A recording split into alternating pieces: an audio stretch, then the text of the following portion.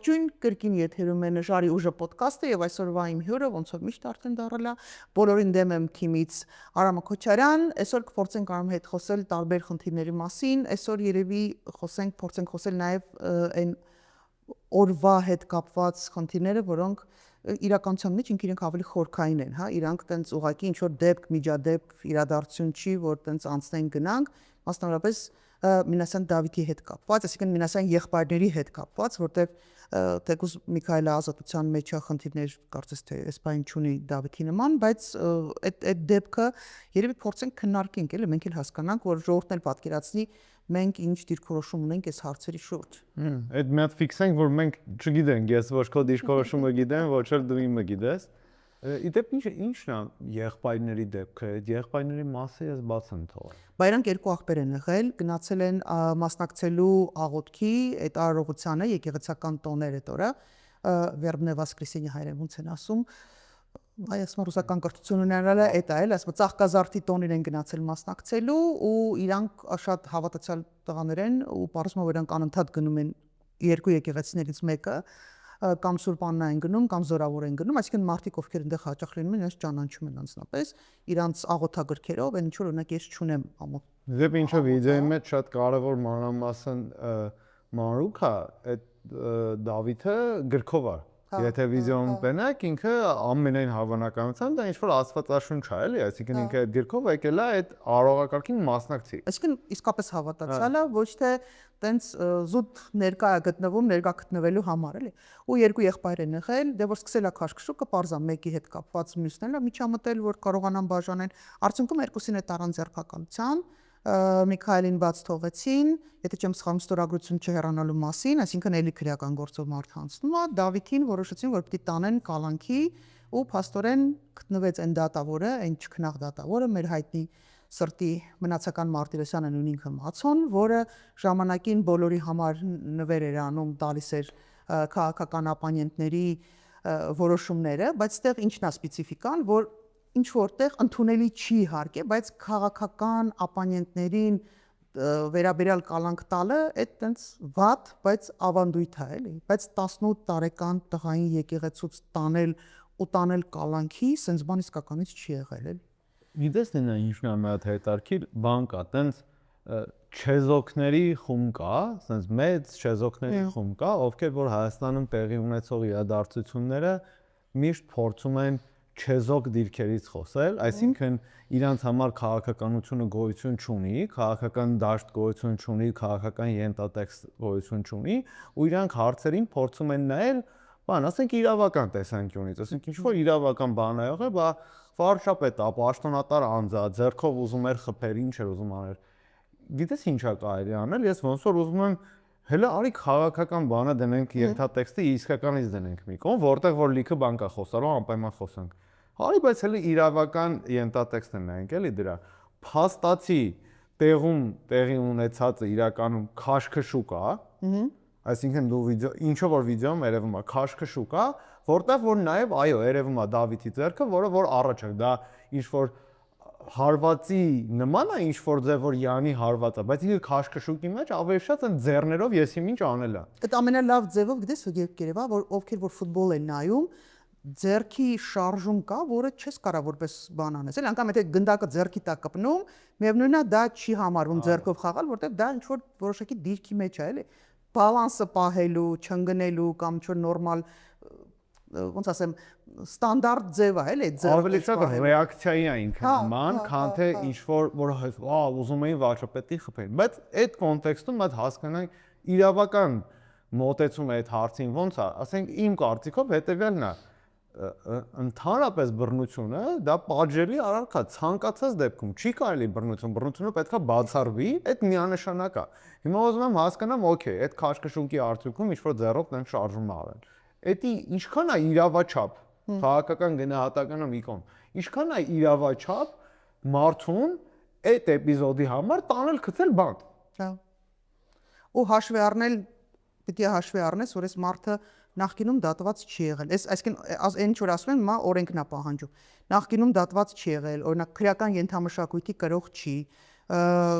ինչ որ հատուկ հասարակության դեմ ինչ որ վարքագծով չի առանձնացել, այսինքն մարդը գերազանցիկ է, ինչ որ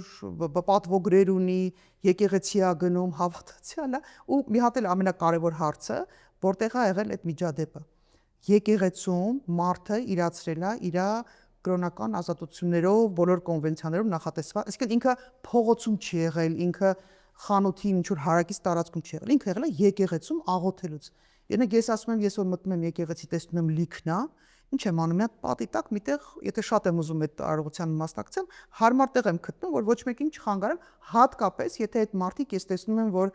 իրանց գրքերով են, իրանք այդ երգերը գիտեն, իրանք այդ աղոթքները գիտեն, որոնց մի մասը ես չգիտեմ։ Ու ես իրանց հարգելով իրանց այդ վիճակը նաև չես գնում առաջ, չես բրբրթում, ասում ես պիտի ամենաառաջի գծում կանգնեմ, բան չի էլի, ինչ ասեմ,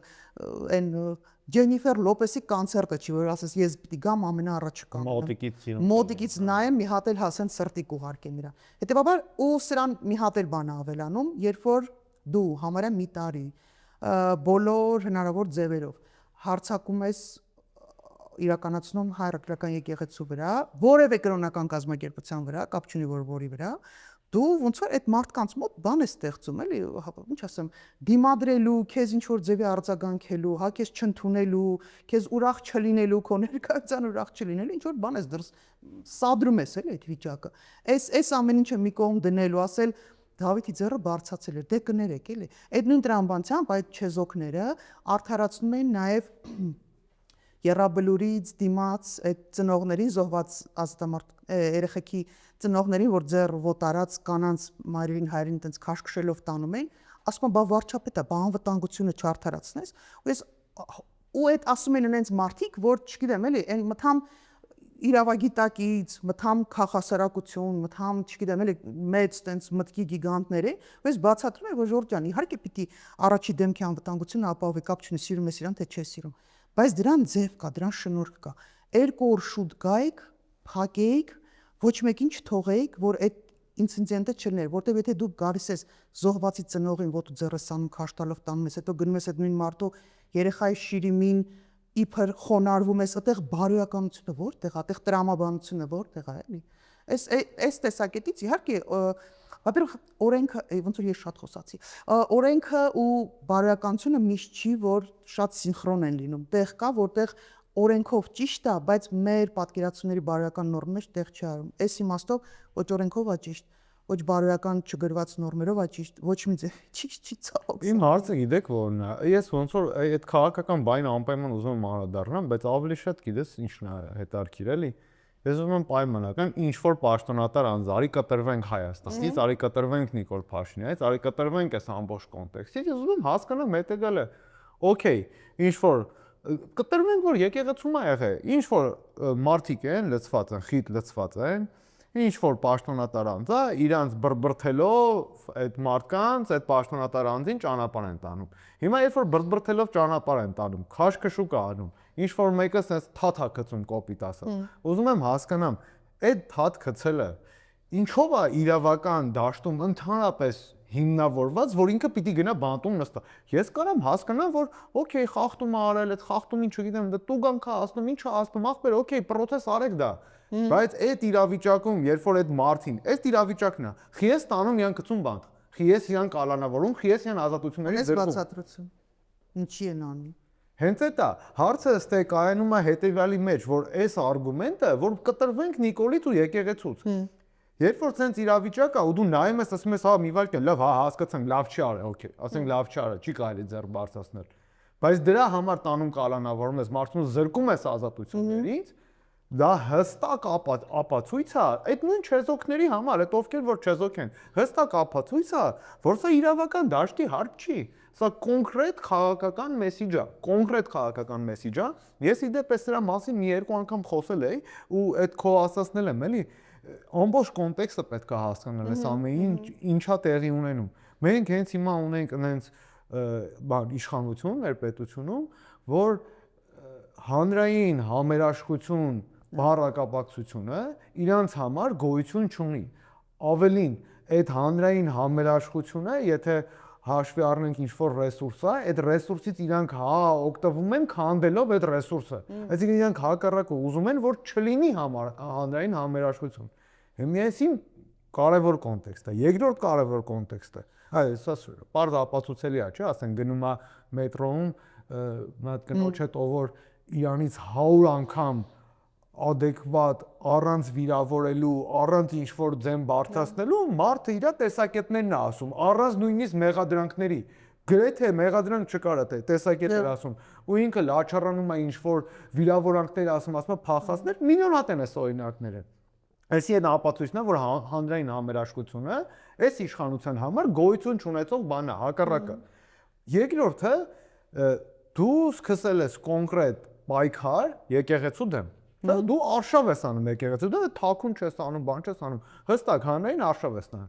Հələ մի կողմ դնենք բոլոր բաները ճիշտ է թե սխալ է, իմ կարծիքով դա սուպեր սխալ է, բայց դնենք նույնիսկ ճիշտ ու սխալը մի կողմ։ Երբ որ դու արշավ ես անում, ինչ որ ոնց որ դու ասացիր, ցանկացած հոգևորական տենց կառույցի նկատմամբ, դա հստակ է, չէ՞, որ այդ կառույցի մարդկանց հետևորդներին տրիգեր ես անում, ցավացնում ես, վնաս ես տալի։ Այդ երկու։ Այսինքն այս երկու բանը հաշվի առնելով, երբ որ Նիկոլ Փաշինյանը մտնում է եկեղեցի, ու մտնում է եկեղեցի իր անվտանգությունով, սաղին բրթելով, այդ ախր ես էլ չեմ հասկանում, այդ ոնց որ կարային գային մտնեն, ընդ ծերը կայնեն։ Ինչ պարտադիր է սաղին sense բրթելով գնալը։ Ուրիշ բան ասեմ, կարելի է դա կազմակերպել ինչ-որ ձև, օքեյ, վարչապետ է, տալիս է, ակուրատնի կազմակերպեի այդ իրա գնալը, ոչ թե տենց ժողովուրդը լծված է, դու էլ մտնում ես այդ ժողովրդի մեջներով տենց տանում ես, որ ընդ կայնի։ Ու այս ամեն ինչը ու սրա իմ կարծիքով ինչն է, ու հեսա երևի դու էլ կարաս ավելացնես, իմ կարծիքով սրա քաղաքական մեսեջը Նիկոլ Փաշինյանի կողմից շատ հստակ է։ Դու տեսել ես այն մի հատ վիդեո ենք գցել, որտեղ որ այն երկրապահի հիմիկվա ղեկավարով է, Սասուն Միքայելյանը։ Սասունը, հա։ Ես որ Սասուն Միքայելյանը մոտենում է իրան, ասեն ձեռը ուզում է գցի Ձեռը քաշում, ասեն ձեռը քաշում է բան։ Ինչ թվում է, այս շենց հատուկ երևույթ է, որ դու ուզում ես մաքսիմալ քեզ անկպնելի սարքես, ոնց ասեմ էդի, որ դու հեռու ես, անհասանելի ես սարքում, ու ինձ թվում է իր մոտել է հոգեբանորեն ինձ թվում է այդ փոփոխությունը եղել է, որ ինքը, գիտես ոնց է, ինքը արդեն այն մակարդակում է, որ իրեն կպնելը դա լուրջ խնդրեմ է, ինքը իր ընկերոջ նկատմամբ է ցույց տվել, այսինքն իր պայքարի ընկերն է, չէ՞, եկավ հալավ մի հատ թևը ուզում էր գցեր, թևը տականջիտ ինչ-որ բան ասեց, նույնիսկ մի անգամից հեռու տարա, բան, յանի վարչապետ մարդը ոնց կարաս ինձ կպնես, իր մեսեջը էս է իմ կարծիքով, իր մեսեջը այն է, որ խելոք մնացեք, ես շատ ուժեղ, բոլորիցս շատ բարձր տեղում, ես իշխանության ու իր կարծիքով ժողովրդի մարմնացում եմ, ինձ տենց չես կարա հեշտ կպնես։ Ես լավ հեռու եմ։ Ինձ կպնելու ես այն ժամանակ, երբ որ ես եմ ուզում, ես կարամ գամ սենց պպզեմ, երեխեքի հետ նկարվեմ, այդ իմ ուզածն է։ Մնացած դեպքերում ես ձեզնից կիլոմետրերով հեռու եմ։ Էս է իր քաղաքական մեսեջը, էս է ինքը ուզում տեղ հասցնի, այդ 18 տարեկան տղու բան, իրան պատժելով։ Բայց իրան չի պատժում էդ, էլի ինքը սաղից է պատժում։ Հա, իրականում սաղից է, ես էլ եմ համաձայն պատժում, որտեվ մարդկայնորեն հասկանալ, որ հենց հիմա մենք զրուցում ենք, իսկ 18 տարեկան տղան, որ պիտի դպրոցը ավարտեր, ինքը բանդում է, ինքը չի ավարտելու, ինքը այդ քննությունները չի կարողանալու հանձնել, ինքը ինստիտուտի է պարապում, ինքը չի կարողանալու ընդունվի, որտեղ մի հատ խմբակ կա, որը որոշել է, որ ինքը պիտի տենց մաչոյի դեր խաղա այս երկրում, իսկ եկեղեցու դեմ ուղղվածը այսօր եմ բարձել, ակասի իրանց բանի, ծրագրի, կուսակցական ծրագրի մեջ դրույթներ կան հայրաքելական եկեղեցու նկատմամբ իրանց ոտնձգությունների ու արանքում են ինչ-որ բաներ, որ խոսում են, այդ նրա մասին է, որ վաղը եթե Աստվածչյան իհարկե իրանք ընտրվեն ու դառնան իշխանություն, ասել ժողովուրդ ես ասել եմ, ու ժողովուրդը մեզ որ ձայն ա տվել, մենք ասել ենք ինչ ենք անելու, հետեւաբար ինչ ուզի, դա էլ անելու է, էլի։ Ինքը ծրագրի մեջ կետով գրել է, չեմ հիշում որի որ կետներ կարդացել եմ ցավոք սորտի, գրած է, որ ոչ թե ոտնձգություն է, որ գրած է կոնկրետ, որ իրան ծրագիրն է եկեղեցու փաստացի պետին, այդ իրան ձևակերպն է, փաստացի պետին փոխելը։ Քաղաքական ծրագրի մեջ է գրած։ Ու դա իրանք անում են այն բանով, որ հետո այդ քո ասացի պես գալու են ասեն, բայց ծրագիրը ինը գրել ենք։ Հա, մենք մանդատ ենք։ Մեզ մանդատը տվել են դա անելու։ Այս բանով ես ուզում եմ մի հատ առիթից օգտվեմ, դիմեմ մնացած այլ կրոնական կազմակերպություններին, Ժորժ ջան, շատ չուրախանաք, որովհետև եթե հայրաքելական եկեղեցու դեմ sense ոտնձգություն են անում, իսկ Հայաստանի բնակչության ճնշող եւ вообще հայության մեծ մասը դա հայրաքելական եկեղեցու հետևորդներ են, դա ստատիստիկա է, դա իմ ֆանտազիան չի, ուրեմն ձեզ, որ ավելի փոքր խմբեր եք, ոտատակ են տալու մի այլ կարգի, հանկարծ չուրախանաք, եթե իրանց մոտ ստացվեց այս մի կրոնական կազմակերպությանը sense ոտնձգել, դուք ոչ մեկը երաշխավորված չեք, ձեր անվտանգությունը երաշխավորված չի, ձեր ղեկավար կազմը երաշխավորված չի, որ իրանց ինչն են սողում, կուսությունը, կուսակրոնությունը միշտ են ստուգելու օրենքի տառն համապատասխանությունը իրանց Նիկոլը ստուգելու է անձամբ իր ստեղծած հանձնաժողովներով թե չէ, արխային չլինեք, տենց որ ասում սաղդ խելքներ գլուխներ թավակեք, ու այս հարցակումը պայծի ի սաղիս վրա է, էլի։ Ես օրինակ ինձ շատ վիրավորված եմ զգում, որ ու նաև լավ չեմ զգում, որտեղ ես հասկանում եմ, որ չենք կարողանում օգնել մի հատ տղայի, որը մեր երեխեքից է, էլի, մեր ասում եմ մենք եկան փոքր ժորտենք, որ իմ ու քո երեխեն չկա ստեղ, այս պարագայում Դավիթը ինձ թվում է բոլորն էլ ընկալում են որպես իրանցից, չգիտեմ, իրանցից մեկը, էլի։ Ու ստեղ պիտի կասեցնելու, չգիտեմ, ինչ ճանապարհ մտածենք։ Հիմա երևի փորձենք մի քիչ էլ մեր բոլորին դեմից էլ խոսանք ու բացատրենք, թե այ որ էլեմենտն է, որ թույլ չի տալու այսենց սուպեր իշխանություն դառնալ փոքր պրոյեկտի շրջանակներում, այ բոլորին դեմեմի տրամաբանության մեջ,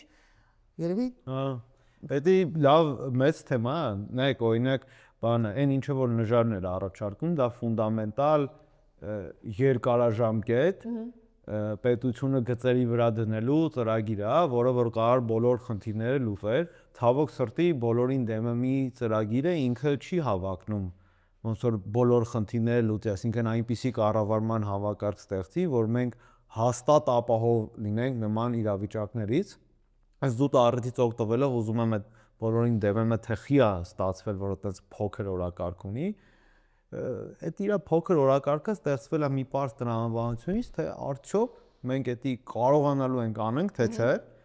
ու դրա համար մենք փորձել ենք այս եղացած սահմանադրության ու եղացած ընտրական օրենսգրքի մեջ գտնել այնպես փոփոխություններ, որոնք որ կարող են այս անիվը մի քիչ հետ շրջել ու կարող ենք մի փոքր քայլ անենք դեպի իրական փոփոխություններ։ Ես 100% վստահ եմ,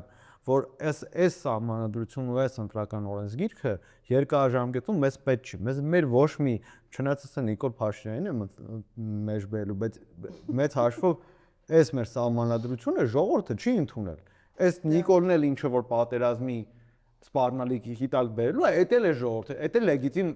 լեգիտիմ չի լինելու, այն գլխից կարելի է հիմա ասել։ Այս սահմանադրությունը, որը որ բերելու է, ընդունվելու է, ուզում եմ մեջը գոհարներ դրած լինի։ Էդի նույնպես լեգիտիմ չի լինելու, որտեղ դա հստակ է, որ թշնամու պարտադրանքի տակ սահմանադրության փոփոխություն է։ Դա լեգիտիմ չի, բայց ասածս այն է, որ թե սահմանադրությունը, թե ընտրական օրենսգիրքը իրանք ֆունդամենտալ փոփոխությունների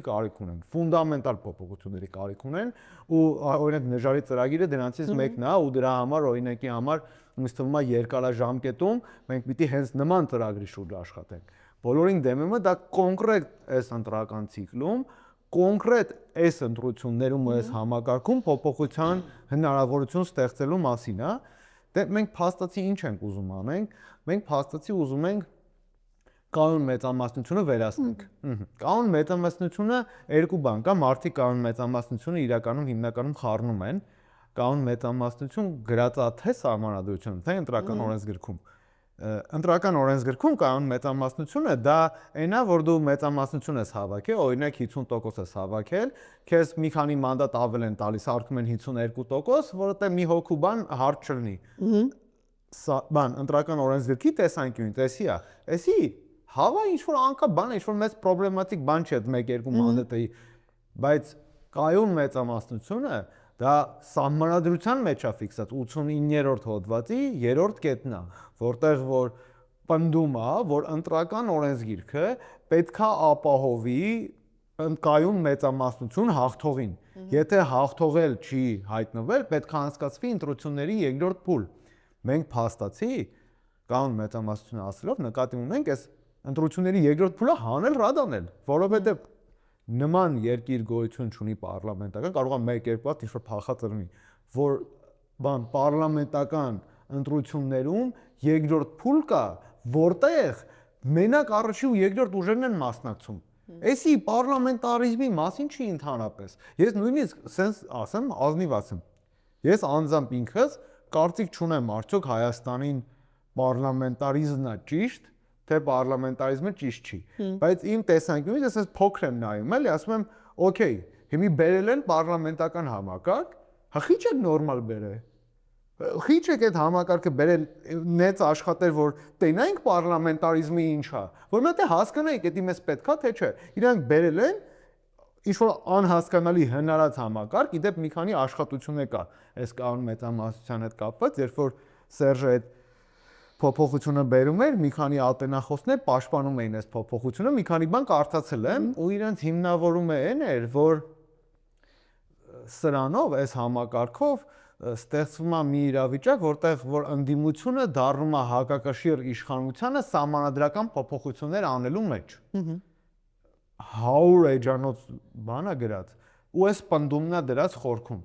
Բայց աբսուրդը կայանում է նրանում, որ եթե իշխանությունը գալիս է հավաքում է 2/3-ից ավել, սահմանադրությունից ավել, իրան իջացնում են, սարքում 2/3, ընդդիմությանը սարքում 1/3, այսինքն մեկը այդ նույնիսկ այդ սահմանադրության հարցում չի կարող դեմ առնի։ Այս մի քիչ շատ եմ ծավալվում, բայց ես էլ ասեմ, այդ որ Նիկոլը էլի այտենց ոգևորված ասում էր, որ եթե մենք սահմանադրական մեծամասնություն չհավաքենք պատերազմը լինելու, այ քո կարծիքով ըխի հենց ասես սահմանադրական մեծամասնություն հավաքենք պատերազմը լինելու, ինչ է այդ նշանակում։ Ես մտածում եմ, որ ինքը սահմանադրության սահմանադրական փոփոխություն ինքը կարա ասի, որ մենք ստացել ենք ունենք բավարար լեգիտիմություն սահմանադրությունը պարլամենտը օրինակ փոխելու, որտեղ ինքը հանրաքվեին չի կարա հաղթի, որտեղ հանրաքվեին մասնակցելու համար շատ նախ մասնակցության թիվը պիտի շատ մեծ լինի, օրենքն է պահանջում, երկրորդն էլ բավարար այո պիտի կարողանա ստանա, որ փոխի։ Ինձ թվում է ինքը կա, ու սա ասում են չի կարա տենց բան անի, որովհետև սահմանադրությունը թույլ չի տալի, այլ որտեղ սահմանադրությունը ինքը այնքան անգամ է ոտատակ առել, որ իրան բացարձակ այդ մասը հետաքրքիր չի, իրան պետք է մեծամասնություն մի բանի համար, որ բոլոր իր որոշումները կայացնի միանձնյա իր թիմով ու ասի, որ մենք դրա մանդատը ունենք։ Լուբոյ բան ստեղ անցկացնել է, սկսած բանի փոփոխությունից, գերբերի, գիմների, չգիտեմ, սաղ սիմվոլների այդ սաղ հանելը մի կողմից, կրթությունը ադրբեջանցիներից տեղ բերելը, զորքեր ասելով զինված ուժեր բերել Ադրբեջանը կողմից պաշտպանը, իսկ բայց սաղ ինքը ֆուլ անելու է ու ասել է ես մանդատ ունեմ։ Հատե նույնիսկ տեխնիկական խնդիրներ կա, այստի հետևյալն է, որ օրինակ սահմանադրական հանրաքվե դնելու համար պարտադիր 2/3 է պետք։ Հա։ Այսինքն չես կարող հանրաքվե դնես։ Օրինակ, եթե ինքը չունեցավ այդ 2/3-ը ինչ անելու։ Օրենքի խախտումով, սահմանադրության խախտումով ինքը անելու։ Կամ էտա ինքը Այդտեղ մի հատ էլ հարց կա, ինչի է ինքը այ բանը ամեն գնով սահմանադրությունը խախտում, ինքը ապալեգիտիվ բանում չէր այս սահմանադրությունը, ինքը կրկնապատիկ, հազարապատիկ ապալեգիտիմացնում է այս սահմանադրությունը, որովհետեւ վաղասար շուրջան այս սահմանադրությունը 1000 անգամ խախտվել է, ինչ եկեղեցի կնգե։ Մի խոսքով, սենց է լինելու, ես որոշել եմ, ես եմ անելու, դուք պետք է սաղդ խելոք նստեք։ Մի բան էլ ասեմ,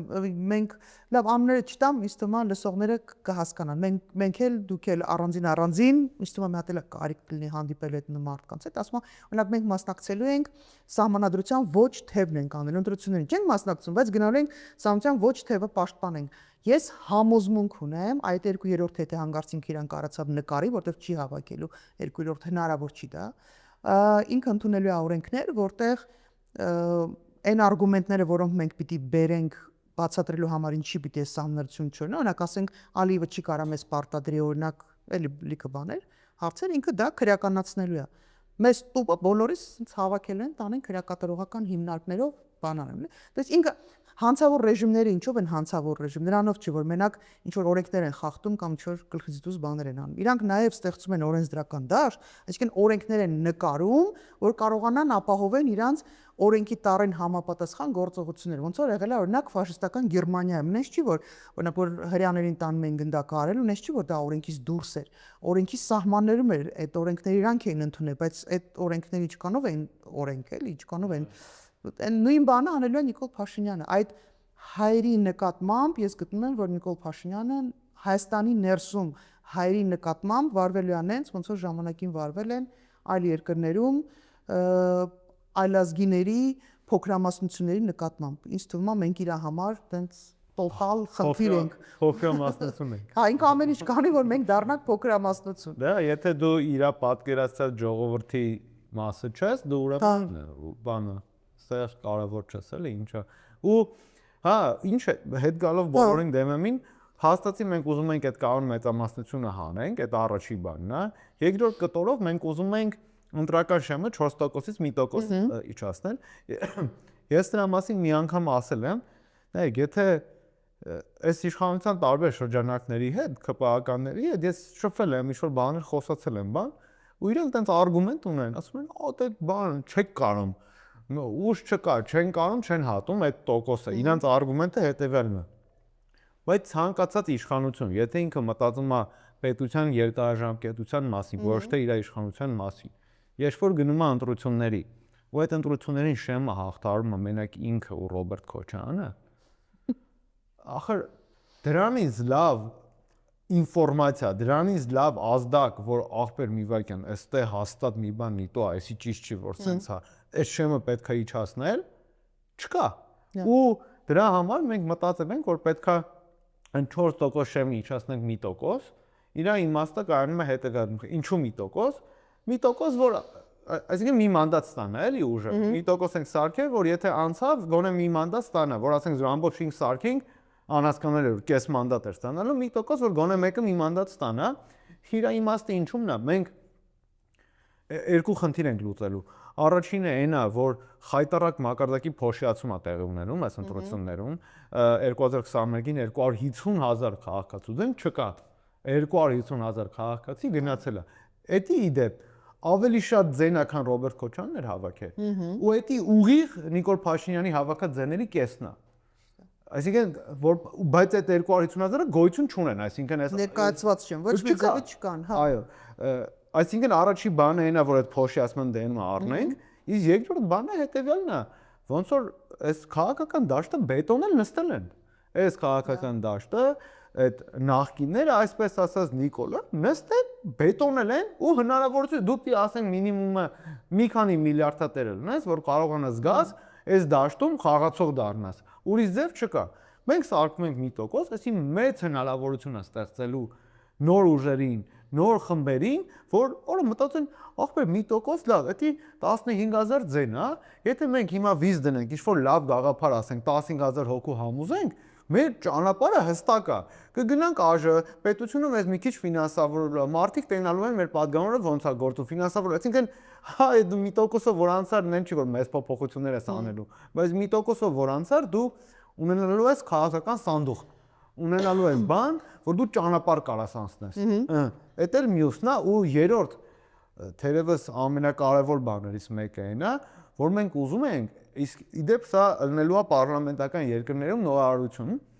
բան, բոլորին դեմ եմ քվեաթերթիկ ունենանք, որը որ աշխատելու է կոպիտ ասած կուսակցության նման մանդատները բաշխելուց, բոլորին դեմ եմ եթե շեմը հաղթահարի, այդքան մանդատ դատարկ է մնալու։ Հիմա ինչա դա ստեղծում, էլի, իր էֆեկտը որն է լինելու։ Եթե օրինակի համար 10% մարդկանց բոլորին դեմ եմ, հա, նշանակում է 100 մանդատից տակը մնացել է 90 մանդատ։ Հիմա այդ 90 մանդատի մեջ իրանք պիտի կարողանան իրար հետ համաձայնություն կան իշխանություն ստանան։ Դա շատ ավելի բարդ է, քան 100 մանդատի դեպքում։ Ու ինչքան բոլորին դեմ են մարդկանց քանակը շատանա, այնքան քաղաքական խաղացողների կյանքը բարդանալու է։ Այնքան կուսակցությունների կյանքը բարդանալու է։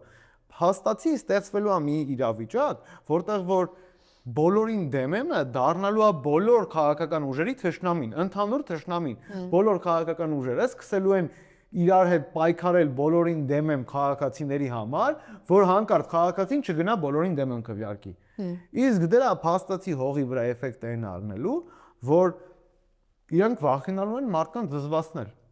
Հիմա իրենք չեն վախենանում մարդկանց զզվացնել, հիմա իրանք շահը ու քաղաքական գոյության հիմքում անգած մարդկանց զզվացնելը։ Հա, նպատակն է։ Այո, երբ որ բոլորին դեմ եմ քվեաթերթի,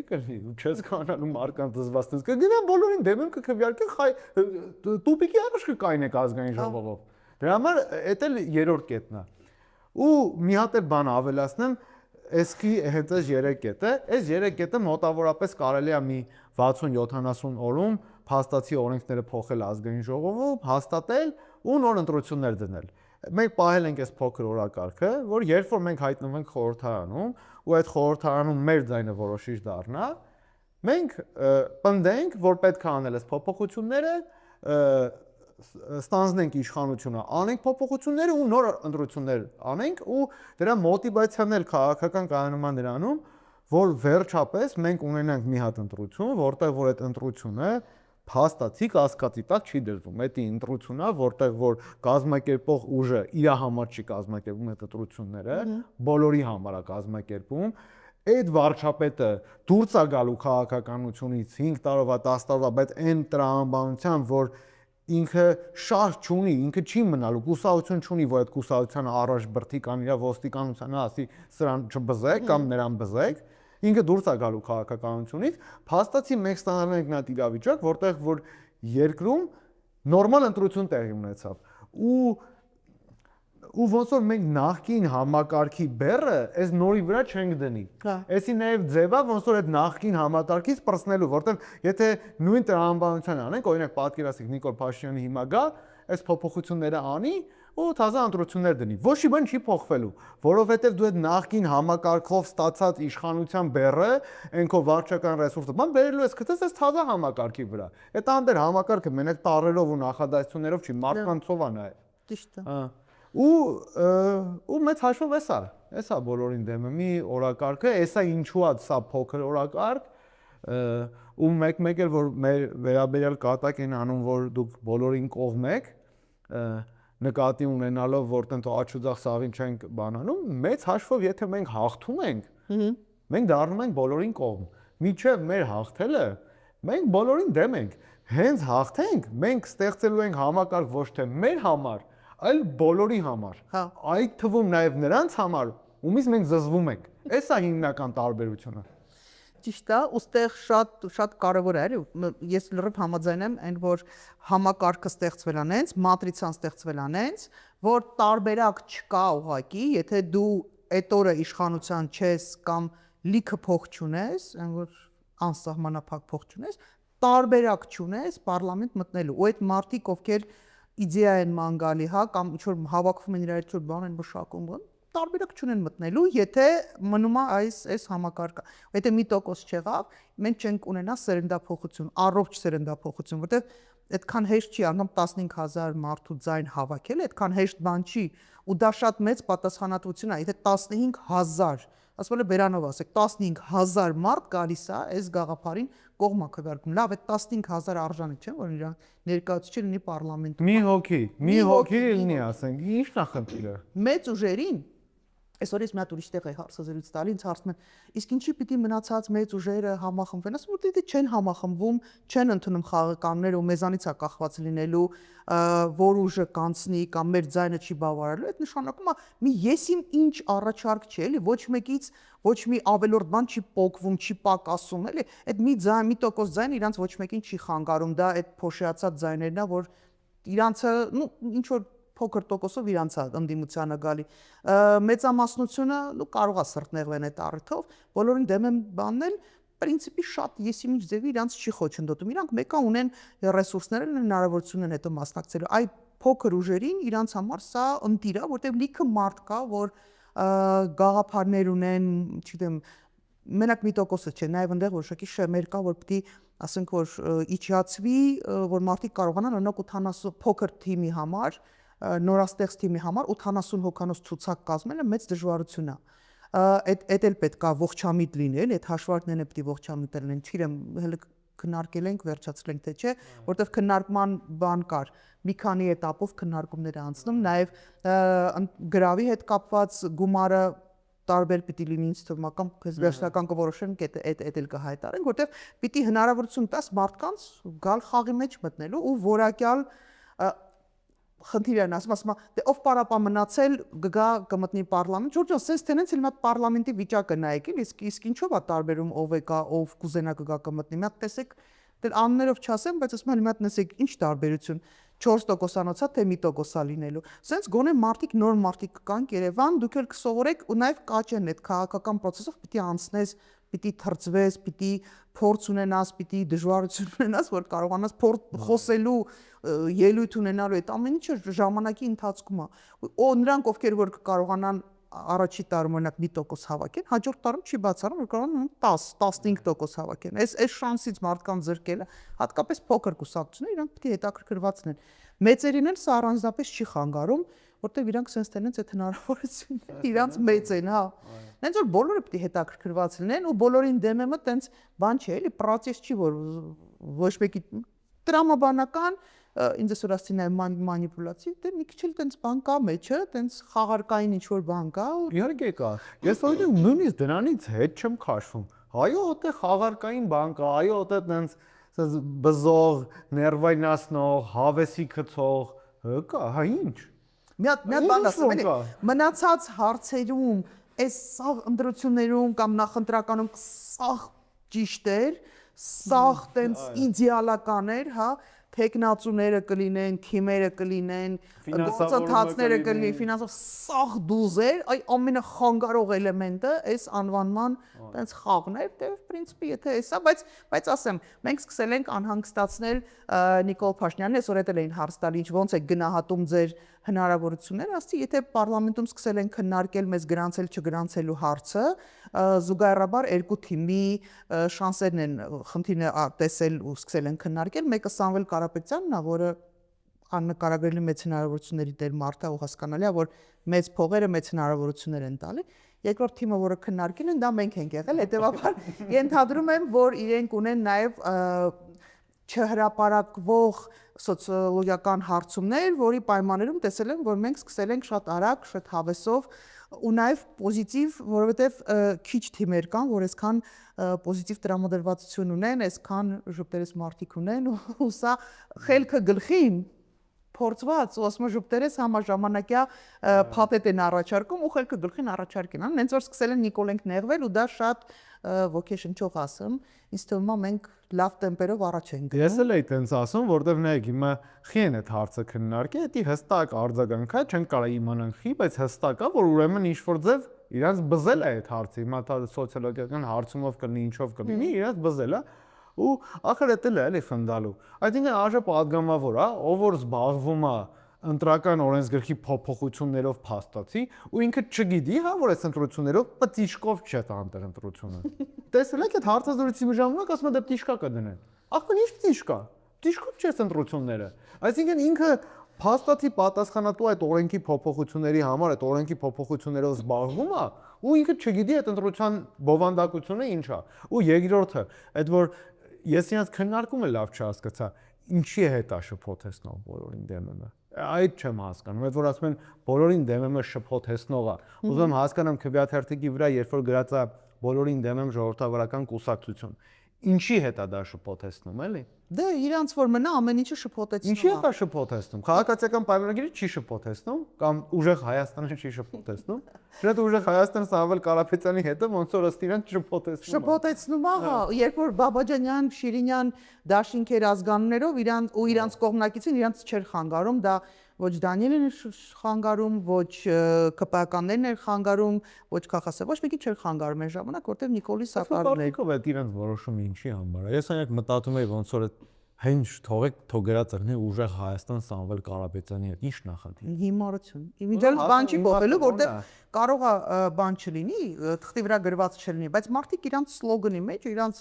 խոսույթի մեջ օգտագործեն ուժեղ Հայաստան Սամվել Կարապետյանի հետ։ Այնքան ասեն ուժեղ Հայաստան Սամվել Կարապետյան, որ գա կարդա ուժեղ Հայաստան Սամվել արդեն ավտոմատ կասի, որ ժոգեմ խեն էսի բերե օրակա։ որովհետև ուզում են ցույց տան, որ իրանք ինչ որ բան են որոշում, որ իսկ ինչի են այդ падգամավորները տենց դառը մոլորության մեջ ճիճկի դառ լացում, որովհետև իրանք բոլորը ֆուտլար են, որովհետև իրանք չեն զբաղվում այդ հարցերով։ Իրանց տեքստը տալիս են, ասում են կգնաս սրա մասին խոսած, ու ես սա շատ մեծ ցավով եմ ասում, որովհետև իրանք կարային լինեն խելքը գլխին մարդիկ, իրանք կարային ակտիվ ժողովուրդ են, էլի, ինչ որ նա հետաքրքիր զբաղմունք գտնեին։ որովհետև իրանք այդտեղ հայտնվել են ոչ թե որովհետև տենց ինչ որ տենց հատուկ ունակություններ են, այլ որովհետև ձևական առումով ամեն երրորդը պետք է կին լինի, իրանք էլ ձևական առումով եկել այդտեղ նստել են, հիմա իրանք իրանց վրա զարմացել են, որ հայտնվել են պարլամենտում, պարզվում է իրանք իշխանություն ունեն, կարան սաղին ջնջեն, մեզ էլ ջնջեն, մնացածին էլ ջնջեն, որոշում կայացնեն քվեարկել։ Տարելա։ Իդեպ ես այդպես մեծ անձնական բան ասեմ, իմ համար վերջնական որոշումը, որ ես հասկացա, որ ես պետք է քաղաքականության մեջ մտնեմ, եղել այն ժամանակ, երբ որ կրիպտոյի օրենք էին մշակում, չգիտեմ լսել ես այդ ժամանակ, ինչ որ որոնք կրիպտոյի օրենք էին քննարկում, ես միջև այդ քանի որ քաղաքականության մեջ չէ, օքեյ, մի ամիտ ինչ որ իմ համար քաղաքացի ես, մտածում էի, որ դե Աշը պատգամավոր են էլ, ոնց որ չունի թեմաներից տեղեկ են, բան։ Երբ որ ես սկսեցի շփվել իրանց հետ, հասկացա թե իրանք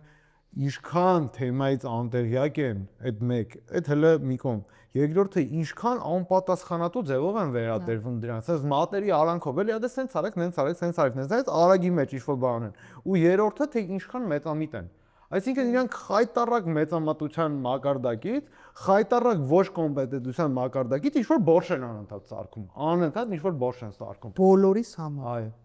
Ու դա մենակ այս հարցում չի, դա անվտանգության հարցում է նույն բորշը, դիվանագիտության հարցում է նույն բորշը։ Իսկն բոլոր մի հատ էլ ես ամները չեմ տա իհարկե, ուրեմն փաստաբանների գործունեությունը որոշեցին, որ պիտի պարտադիր լինի վճարովի։ Ժամանակ կար, երբ որ մենք կարայինք, ես օրինակ որպես փաստաբան որոշում էի, որ քեզ կարամ օգնեմ անվճար, դա իմ որոշումն էր, դա չես կարա, էլի պրոբոնո ամբողջ աշխարհում ընդունված է, որ նորմալ է։ Ու կապ չուներ, երբ որ մարդկանց ստանում էին օրինակ ոստիկանություն միտինգներից հետո կապ չունի, մենք համագիր ենք, թե համագիր չենք, եթե գիտենք, որ այդ մարդը կարա խնդիր ունենա, գնում ենք անվճար օգնում ենք, դուրս էր գալու։ Դա որոշեցին, որ չէ։ Այդ էլ իմիջիալոց էս նախավ այն որ ասում էի հանցավոր ռեժիմը ստեղծում է նաև օրենքներ, այս սրա մասին է։ Որոշեցին, որ պիտի կապ չունի, դու ձրի ես անում, թե չէ, դու պիտի այսքան փող մուծես, որ փաստաբանը չկարողանա գնա մասնակցի կամ իր աջեբից դնի փող դեն։ Հիմա այս քննարկման ժամանակ բացատրում ենք, որ ՀԿ-ները ունեն սպეციფიկ բան, էլի մենք կարող է փող չստանանք, բայց ծառայություններ մատուցենք պրոբոնո, դա սպეციფიկ գործունեություն է։ Պաշտոնյաներից մեկը ասեց, եկեք ես ձեզ բացատրեմ ոնց անեք, որ կարողանաք օրենքը շրջանցեք։ Ես նստած տեղից եմ, որ ասում եմ, աթոռից ընկել եմ, ասում ընկեր, արի օրենքը փոխենք նենց, որ այդ բան շրջանցելու դու ինչ սովորացնում ես ինձ իրավապաշտպանին, փաստաբանին, իրավաբանին, ես քեզ ասում եմ օրենքը խնդրեմ ունի, դու ինձ ասում ես արի սովորացնեմ, ոչ շրջանցես։ Էս է իրանց մտածողությունը։ Այդ նույնը կրիպտոնա, նույնը զենքն է, հետո մենք զարմանում ենք, թե ինչի ենք այս վիճակում։ Զենքի օրակի քննություններն են, այդ թեմայով էլ է ես ակտիվ զբաղվում, ոնց որ առաջինը զենքի քննությունների օրենքներ հետո կրիպտոնել, հետո ասի չէ, դիմացում քաղաքականություն դեռ չկա։ Մի խոսքով բարի գալուստ, ասում եմ, ինձ էլ քեզ էլ քաղաքականություն, ես շատ ուրախ եմ, որ մենք հանդիպեցինք, ես շատ ուրախ եմ, որ մենք շարունակում ենք արդեն միասնական բոլորին դեմ են պրոյեկտով, ես շատ ուրախ եմ, որ մասնակցելու ենք ընտրություններին, ես համոզված եմ, որ մենք ունենալու ենք հնարավորություն իրավիճակ փոխելու, որտեղ իրականում իրավիճակը փոխում են, ասում են, խենթերը։ Մնացածը ովքեր որոշել են այդպես ստանդարտով, ես էլ եմ կասում իհարկե, բայց ասում եմ, եթե կասում գալստուկով են որոշել, որ պիտի գան փոխեն, տենց չի լինելու, այս անգամ ուրիշ ձև է լինելու, ու համակարգը փոխում են խիզախները, փոխում են չհամակերպվողները, չհանդուրժողները ու իրականում Հայաստանը շատ սիրողները, որտեվ մեծ մասը կարային հանգիստ թողեն գնային ուրիշ տեղ ապրեն լիքը բարեկեցիկ կյանքով ու հանգիստ գլուխները հանդարտ, բայց մնացել են ստեղ հերիք չի, հատեմ ուտել են քաղաքականության մեջ որոշվել են սա խառնեն իրար, շնորհակալություն շատ Արամտյան, բոլորիս հաջողություն, համբերություն, մնացածն էլ տեխնիկական հարցեր է կլուծենք։ Այո, շնորհակալություն։